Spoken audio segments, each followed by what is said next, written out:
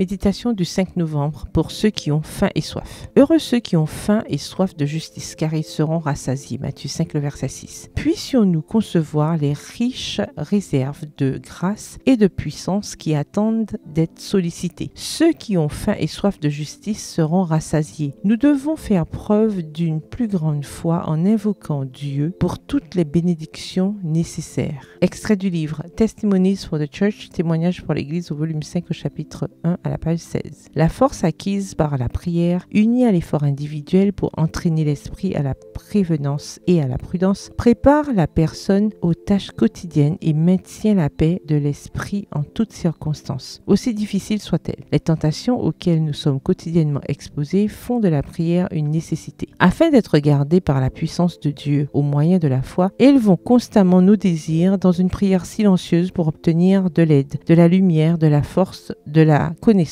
Mais la méditation et la prière ne peuvent remplacer une mise à profit sérieuse et fidèle du temps. Le travail et la prière sont tous deux nécessaires pour le perfectionnement du caractère chrétien. Extrait du livre Testimonies for the Church, témoignages pour l'Église, au volume 4, au chapitre 40, à la page 459. Nous devons vivre une double vie, une vie de pensée et une vie d'action, une vie de prière silencieuse et une vie de travail intense. Dieu veut que nous soyons des épîtres vivantes, connues et lues de tous les hommes. L'âme qui se tourne vers Dieu par la prière quotidienne pour recevoir la force dont elle a besoin aura de nobles aspirations, une claire vision de la vérité et du devoir, des buts élevés dans l'action et une faim et une soif constante de justice. Extrait du livre Témoignages pour l'Église au volume 2, au chapitre 50 à la page 438. Prenons conscience de la faiblesse de l'humanité et voyons où l'homme échoue dans son autosuffisance. Nous serons alors remplis du désir d'être exactement comme Dieu désire que nous soyons, purs, nobles, sanctifiés. Nous aurons faim et soif de la justice du Christ. Être comme Dieu sera le seul désir de notre âme. C'est le désir qui remplissait le cœur d'Enoch. Et nous lisons qu'il marchait avec Dieu. Il a étudié le caractère de Dieu dans un but précis. Il n'a pas tracé sa propre voie, ni affirmé sa propre volonté. Il s'est efforcé de se conformer à l'image divine. Extrait du livre SDA Bible Commentary, le commentaire biblique adventiste, au volume 1, le chapitre Genèse 5, à la page 1087. Rien n'excuse le découragement ou l'apostasie, puisque toutes les promesses de la grâce céleste sont pour ceux qui ont faim et soif de justice. L'intensité du désir, représentée par la faim et la soif, est une garantie que ce qui nous est le plus nécessaire nous sera accordé. Extrait du livre Témoignages pour l'Église au volume 3, au chapitre 32, à la page 226. Bonne soirée et que l'Éternel vous bénisse.